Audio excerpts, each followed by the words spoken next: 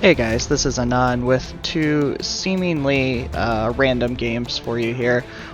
Quite some time ago I set a personal goal to ace every tank, and the two tanks that gave me the most trouble and kind of ended it with were the e25B and the e25. For whatever reason, they just gave me a little bit of trouble. So when I finished and finally accomplished that goal right before this last update, sorry it's taking me a while to get this video out, I decided to just kind of save those last two games because I don't know if other people struggle with them or not. My stats are fine in both. I just, for whatever reason, had a hard time getting these aces. So just wanted to share a little bit of gameplay before I head on vacation. So you'll just have to take a break for a little bit from some videos. So here I am on the new Malinovka and rolling on up to the mill. My team is extremely spread out, which is never a good sign, but I guess it does help create aces a little bit. So I go ahead and set up into a side scraping maneuver here because I don't have a ton of support, but the e5 exposes himself much easier than the is7 and t32 to my right, so I decided to go ahead and take a shot in there. And then I'm just kind of looking for possible shots. The 215 has a hard time penning the front of an is7 unless you can get the lower plate, so I switched to APCR because it gives me a little bit more opportunity. So just kind of rotating around and trying to get angles because, like I said, our team is super spread out. So I really, at this point, because of the way my team is rotated, it's going to be a 1-on-2 verse situation between this is7 and t32. So I'm just trying to conserve my health as much as I can and get some angles. They both rush me really hard, and so I go ahead and pop adrenaline and completely focus on the is7, because even though the t32, once it gets behind me, can do some damage, that is not the immediate threat. It's got to be getting taking out this bigger gun. So I get a couple good shots into him with the APCR, and luckily don't have a lot of bounce problems and I'm able to get through it. So now I can rotate around, and luckily this tank has some really nice traverse speed and mobility. It's definitely more in that kind of hybrid range for me. I don't think you can treat it necessarily as a full heavy, and it's certainly not quite as fast as a lot of the mediums, but so it's really maneuverable and an interesting option. There's a lot of players that are extremely good in this tank for kind of all those reasons, but it clearly overmatches a tier 8 heavy. Too bad we don't get these matchups anymore with the 1-1 matchmaking, but I guess I will take it nonetheless. And once I'm done with that, I see we're on a 3 versus 2 situation, which is great because we have one up. But they are both full health tanks, so it's no reason to, you still got to be careful with it. So again, I'm moving on a side scrape for the is3, but since he goes, I lose the spot on him, I decide to push the t54 instead. But like I said, I'm having to be careful because my health is definitely low. Unfortunately missing that shot, but the map is letting me know that I can kind of keep an eye on the is3, and luckily the 54 is more focused on my e100 teammate than necessarily me. So he backs up because I put the shot into him, and again it lets me push. I can see that the e100 is probably fully engaged with the is3 because the minimap dots are very close together. But my main priority is getting rid of this t54 because he's a much bigger threat. But since he's still gonna go ahead and take the shot, even though it's an extremely low roll, I'd have to look it up, but I feel like that might be the minimum roll at 300. But it lets me push the t54 because he's overextended a bit, get his tracks, and kind of finish him off. So the is3 is now decided to turn because I'm the lower health target, which is a good idea, but my adrenaline has re-upped because it's been long enough, and at this point I feel like I might have enough damage for the ace, so I'm going for it no matter what.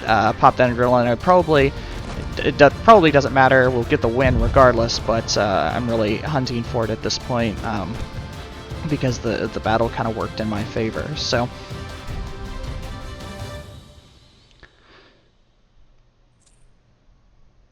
and there we have it, finally my first ace and a steel wall in this guy. Okay, switching now to the e25 on Canal.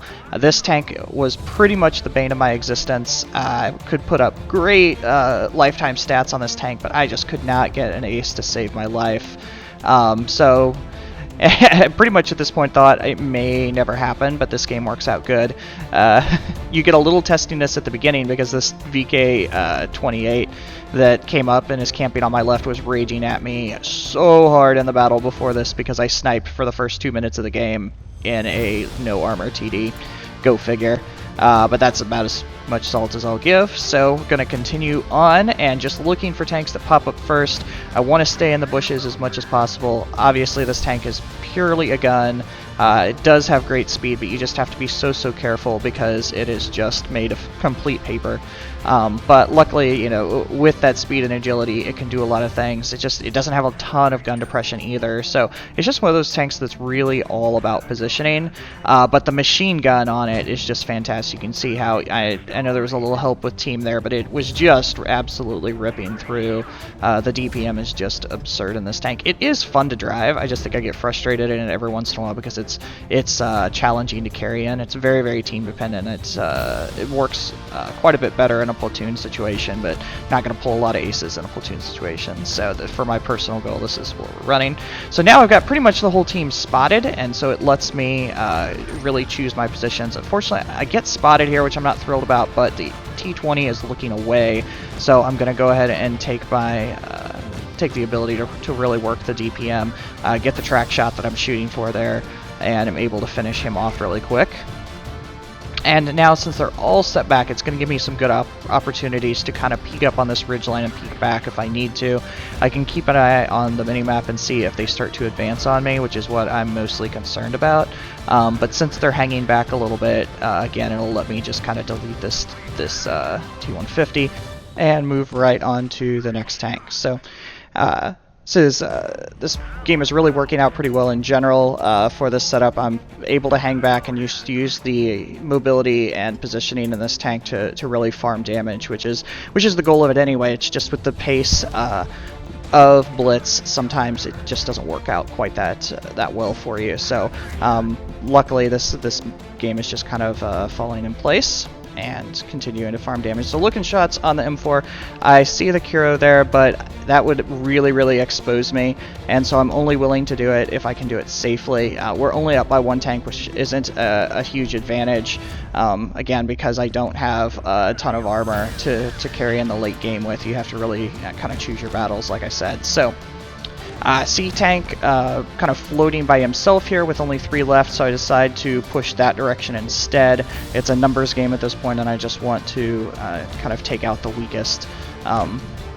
So that works out really perfectly, and it also propels you. Anytime you can see a situation like that that's going to let you take out a weak tank and also propel you onto the flank of other enemies is always a really nice place to be in. Because it just gives you the natural advantages. So go ahead and pop Adrenaline, because now I'm really face to face and looking at the map. I'm not going to get much help from the rest of my team, so now it's more of a DPM game, and don't really want to mess around with it at all. So luckily, when you can kind of whip back and forth, this tank really is fantastic at dodging some shots and kind of getting under guns. But at this point, this late, I really just want to go ahead and farm that damage and finish it off, and be pretty happy about it. So neither of these games are necessarily the most shocking ever. There's some good gameplay in these two tanks, but this is going to be the rare mini brag video because it took me a long time to get this, and now I am 213 out of 213 aces, which is really just the last of kind of my personal goals. So hope you enjoyed, and I'll have some new videos soon.